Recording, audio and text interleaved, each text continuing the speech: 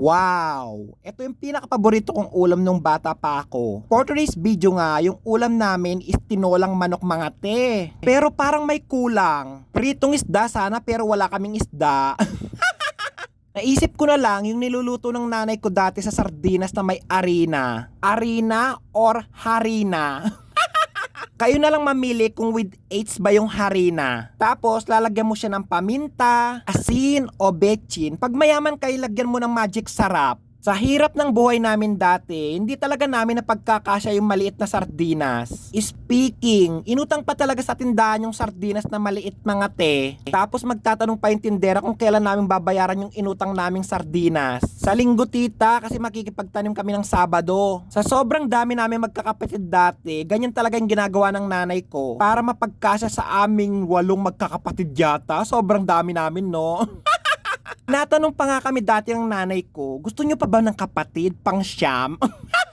Ang sarap kaya sa buhay, yung sobrang dami nyo magkakapatid, sobrang saya. Mararanasan mo yung kumakain kayo, pagkatapos ubos na yung ulam mo, yung kapatid mo tinatago niya yung ulam niya sa ilalim ng kanin. Kapag ganito yung ginawa nyo sa pagkakaluto sa sardinas, madami talaga kayong makakakain mga te. Halos linggo-linggo dati, ganito yung ulam namin. Noong bata talaga ako, sa probinsya pa naman, mahilig talaga sila magtanong kung ano yung ulam mo kanina. Minsan sinasabi ko talaga baboy o kaya manok, kasi nahihiya talaga ako pag sinasabi kong sardinas na naman. Kapag tinatanong pa naman ako kung ano yung ulam ko kanina, kung hindi sardinas, tuyo yung sagot ko lagi. Parang nakakahiya no, kapag yung ulam mo lagi tuyo tsaka sardinas kapag sa probinsya ka. Pero ibahin nyo kapag OFW ka. Pag sinabi mong sardinas o kaya tuyo yung ulam mo kanina, sigurado kaiinggitan ka ng mga kapitbahay mo ditong OFW. Pag sinabi mong ulam mo dito is manok, manok na naman.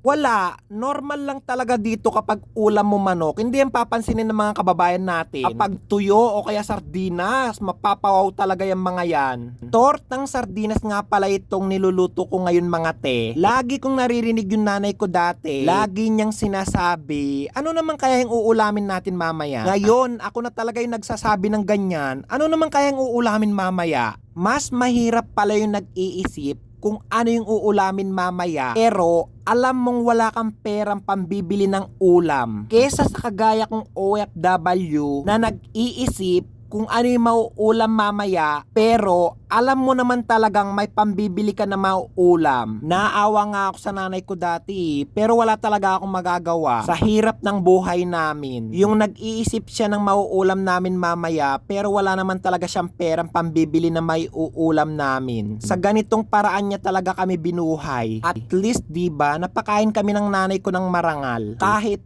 inutang lang talaga yung sardinas sa tindahan. Ewan ko ba kung nabayaran na talaga yung utang namin sa tindahan mga te.